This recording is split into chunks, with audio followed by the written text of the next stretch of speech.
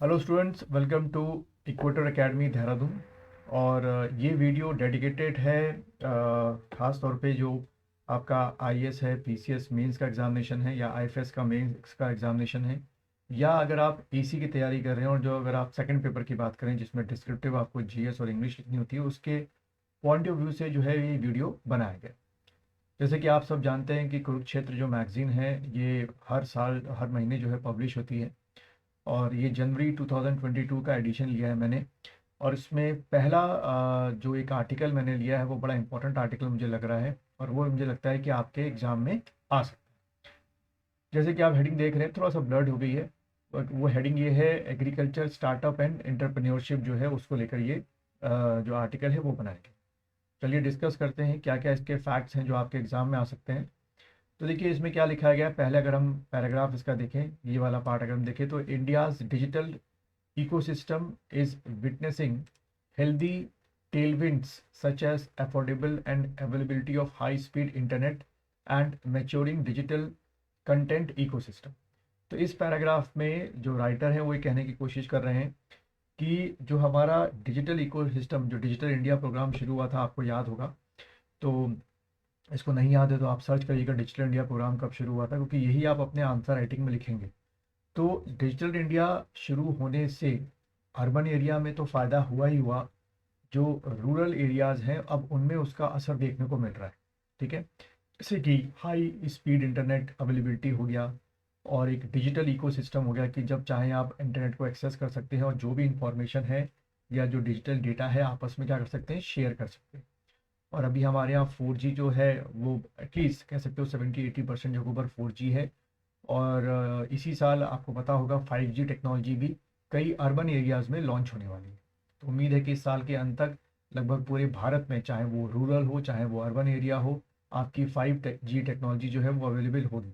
इससे कई चीज़ें जो हैं वो उनको बेनिफिट मिलेगा। देन अगर अगला देखिए इसमें कि opportunity for innovation in agriculture, where market player can leverage next generation technology such as data digitization, data platform, data analysis, AI यानी कि आर्टिफिशियल इंटेलिजेंस हो गया, ठीक है, software as a service to disturb the status. ठीक, तो यानी कि एग्रीकल्चर में जब आप मेंस का आंसर लिखेंगे अपना, तो एग्रीकल्चर में आप लिखेंगे कि इस जो डिजिटल जो इकोसिस्टम है उसके डेवलप होने से, देखिए ये वर्ड ध्यान रखिएगा, खाली आपको ये दे सकता है कि discuss the effect of digital ecosystem on agriculture, या discuss the effect of digital ecosystem on rural development. तो यहाँ डिजिटल इकोसिस्टम का मतलब क्या है, जो अभी शुरू में लिखा था कि affordable internet, high speed internet available to each corner of the India. तो यहाँ पे यही कहा गया है कि डिजिटल इकोसिस्टम के आने से एग्रीकल्चर में एक इनोवेशन सिस्टम जो है वो शुरू होगा, जिसमें आपका चाहे डेटा डिजिटाइजेशन हो गया, डेटा प्लेटफॉर्म हो गया, डेटा एनालिसिस हो गया, उसका बहुत फ़ायदा एग्रीकल्चर में मिलने वाला है।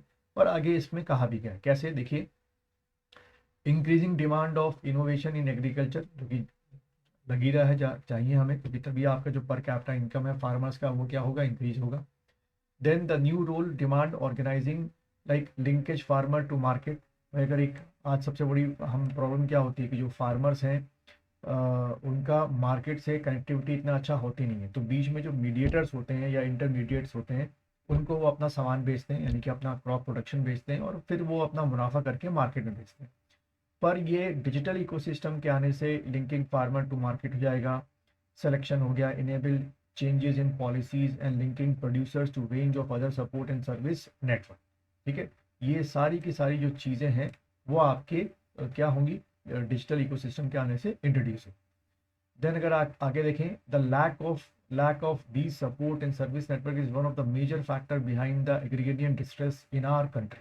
ठीक है, तो ये जो ऊपर चीज़ें लिखी हुई हैं, इन्हीं की कमी से होने से ही आज हमारे, जैसे कि आगे डाटा दिखेगा कि मोर देन 70% जो पॉपुलेशन हमारी एग्रीकल्चर में इन्वॉल्व होने के बावजूद भी एग्रीकल्चर में ढेर सारा क्या है, आपका डिस्ट्रेस है, क्योंकि ये सारी चीज़ें बीच में बहुत बड़ा क्या हो जाता है, गैप हो जाता है। ठीक, देन अगर आप देखें, agri startups are provide relevant and innovative solution to a number of challenges faced all across the agriculture value chain।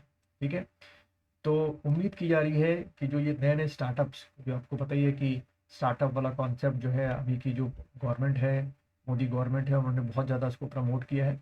तो स्टार्टअप अभी पहले शुरू में अर्बन एरियाज़ में प्रमोट किया गया था।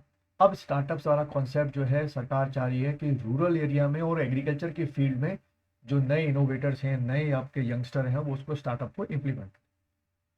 Then a new wave of budding entrepreneurship emerging startup in the country is leading the way in disrupting the age old agriculture। ठीक है, तो स्टार्टअप क्या करेगा, जो ओल्ड एज एग्रीकल्चर पैटर्न था जिसमें मेहनत ज़्यादा है, कमाई कम है, क्योंकि मार्केट नहीं मिलता है, तो उम्मीद है कि उससे सुधरेंगे।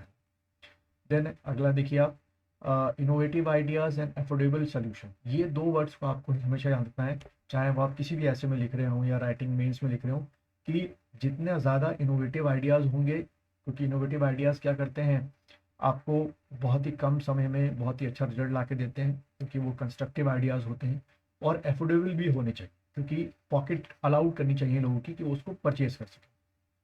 Then these have become a missing link between the farmers input dealer, wholesaler, retailer and consumers, connecting each of them and providing strong market linkage and quality produce on the time। ठीक है, ये बहुत important है कि भाई जो farmers हैं वो डीलर्स हो गए, होलसेलर हो गए, रिटेलर्स हो गए, कंज्यूमर्स हो गए, उनसे सही टाइम पे कनेक्ट हो सकें। तो ये जो स्टार्टअप वाले छोटे छोटे प्रोग्राम्स है ये उनको करेंगे, और साथ में क्वालिटी जो प्रोडक्ट है वो आपको।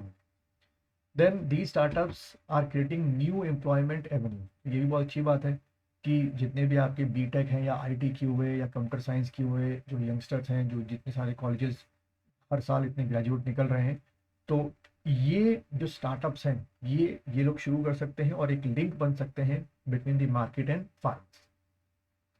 टुडे, जैसे हम सब जानते हैं, the era of social app, digital media and pure internet companies which are part of the first and second generation revolution are being taken over by sectors. ठीक है, कई लोगों ने किया इसको। India has become the third largest startup ecosystem hub. ठीक है, तो कह सकते हो कि चाइना, जो कि जैसे कि आप यहाँ देख रहे हैं, यूएस और चाइना के बाद इंडिया थर्ड है, जहाँ ढेर सारे स्टार्टअप्स जो हैं वो शुरू हैं। और ये स्टार्टअप्स किसी एक फील्ड में नहीं है। जैसे फॉर एग्जांपल, आप ये जो फूड डिलीवरी करते हैं वो भी एक स्टार्टअप आइडिया है, टैक्सी का जो था वो भी एक स्टार्टअप आइडिया है। इसी तरीके के आपको आने वाले टाइम पे एग्रीकल्चर में भी ढेर सारे क्या मिलेंगे, स्टार्टअप्स में। देन अगर आप देखें, through the startup phases new ideas are brought to the market and transformed into economical sustainable enterprises. ये बहुत ज़रूरी है कि स्टार्टअप तभी काम आएंगे जब मार्केट में आने के बाद वो इकोनॉमिकल सस्टेनेबल डेवलपमेंट हो, किसका, चाहे वो आपके प्रोड्यूसर्स हों, चाहे वो आपके कंज्यूमर्स। देन एग्रीकल्चर सेक्टर, अगर इसको थोड़ा सा उन्होंने राइटर ने पिछली बात बोली है कि contribute 15% of the GDP, also 70% of the rural population employed in the agriculture space. आप समझ सकते हैं कि एक लार्ज पॉपुलेशन एग्रीकल्चर में इन्वॉल्व है, और अगर आपको उनका अपग्रेडेशन करना है तो आपको ये जो डिजिटल इकोसिस्टम है और जो स्टार्टअप है, दोनों को एक साथ एग्रीकल्चर फील्ड में इंट्रोड्यूस करना।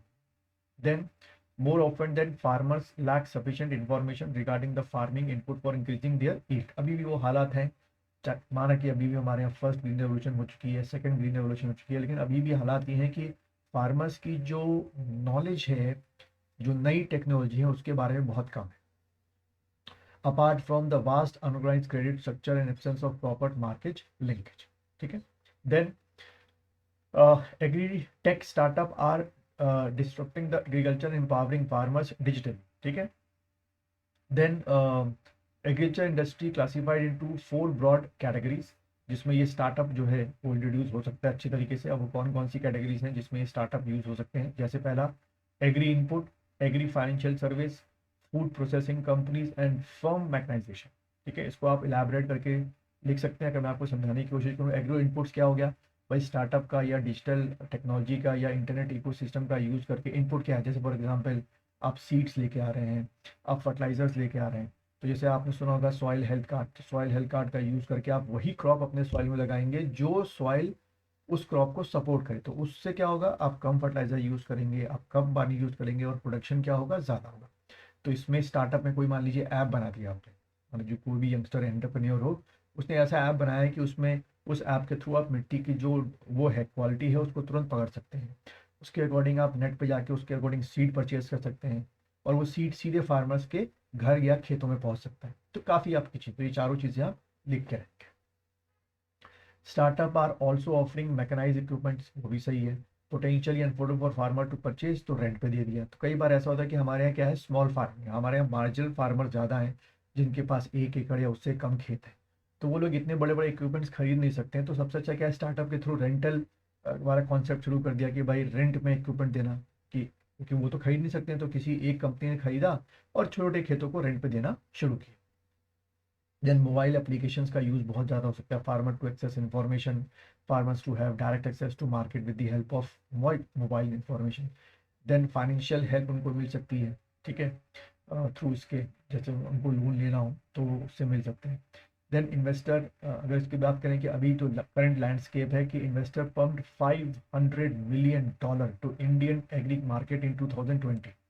तो आप समझ सकते हैं कि आने वाले टाइम पर बहुत ज़्यादा जो प्राइवेट कंपनीज हैं वो उन्होंने इंटरेस्ट दिखाया है कि वो they going to what startup programs, very startup programs in the agriculture field.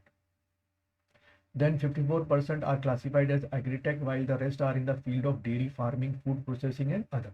तो यानी कह सकते हो कि ये जो पैसा आ रहा है उसमें 54% जो है वो एग्रीटेक में, बाकी जो एलाइड एक्टिविटीज़ होती हैं एग्रीकल्चर की, जैसे ये डेयरी फार्मिंग, डेयरी हो गया, फूड प्रोसेसिंग हो गया, उसमें कर सकते हैं, ठीक। Then India continue to be one of the top 6 country globally with the highest number of deal in agriculture technology, ठीक है, तो अच्छी बात है, हम टॉप 6 में आते हैं, लेकिन अभी भी भाई फार्मर्स का जो इनकम है वो बढ़ नहीं रही है। देन उसके बाद अगर आप देखें कि आंध्र प्रदेश जो है उसने काफ़ी कुछ जो है एग्रीकल्चर टेक्नोलॉजी को इंट्रोड्यूस किया, ठीक है। फिर ये एक गवर्नमेंट स्कीम के बारे में बता रखा है, जो आप ये देख रहे हैं इसको आप लिख सकते हैं। पहले तो ये आपकी स्कीम रही, information communication technology mobile app, और ये करेंगे। और क्या देखिए, ये है गवर्नमेंट जो मैनेज की मैं बात कर रहा था, government scheme like setting up a national centre for management and agriculture extension in Hyderabad, ठीक है, इसका भी ये फ़ायदा फार्मर्स को मिल रहा है। Then startup India is a flagship initiative of the government of India, जैसे मैंने बताया था आपको, build a strong and inclusive ecosystem for innovation and entrepreneurship in India, ठीक है।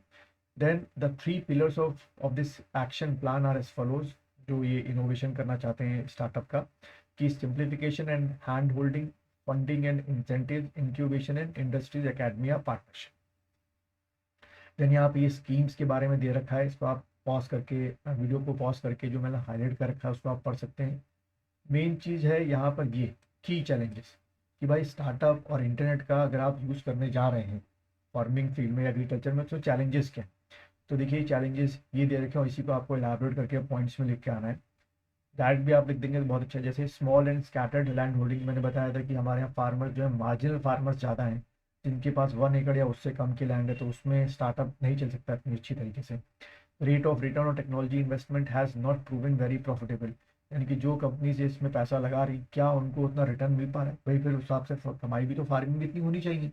लेकिन अगर फार्मिंग में बहुत ज़्यादा प्रॉफिट होगा तो फिर फूड प्रोडक्ट भी क्या मिलेंगे, बहुत ज़्यादा महंगे बिकेंगे, फिर अपने आप फूड इन्फ्लेशन हो जाएगा। Then technical talent working in this sector, जो आपके बीटेक हैं, आईटी एक्सपर्ट हैं, अभी भी वो इतना इंटरेस्ट नहीं दिखा रहे हैं कि वो स्टार्टअप शुरू करें आईटी को लेकर इस agriculture. Then technological adaptation penetration is very slow, और अभी भी कई गाँव तक 4G तो छोड़ो, सिंपल इंटरनेट पे पहुंचना मुश्किल हो रहा है, टावर्स इतने नहीं लगे होते हैं। देन हाई प्राइस टेक्नोलॉजी, शुरू शुरू हम सब जानते हैं जितनी भी टेक्नोलॉजीज होती हैं वो हाई प्राइस्ड होती हैं, तो जो फार्मर से शायद ही उसको परचेज कर पाए। Making farmer adapted to the required skill, अभी भी कई ऐसे जो सॉफ्टवेयर्स होते हैं वो फार्मर्स इतने सिंपल, मतलब यूज़र फ्रेंडली सॉफ्टवेयर्स नहीं होते हैं कि उनको यूज़ कर सकें। Most of the technology solution available are localize to emerging market through favourable are complex in nature, और facilitate adoption of proven technology through subsidy just to be gain moment. सरकार subsidy दे तो रही है technology पर, अभी भी इतनी पहुंच नहीं। तो ये एक ऐसा चैप्टर था जिसमें हमें 3-4 कीवर्ड समझ में आया, और अगर इसको लेके लिखने को आपके मेंस में आएगा, चाहे आईएफएस का हो, आईएएस का हो, पीसीएस का हो, या एसी का सेकंड पेपर हो, तो कीवर्ड्स क्या हमने पढ़े, एक तो इंटरनेट इकोसिस्टम, दूसरा हमने क्या पढ़ा, स्टार्टअप, और internet and startup introduction in agriculture. तो मिलेंगे नेक्स्ट वीडियो में इसी तरीके से कुछ और अच्छे आर्टिकल्स लेके आऊँगा मैं आपके सामने, जो आपको आपके मेंस में मदद कर सकते हैं।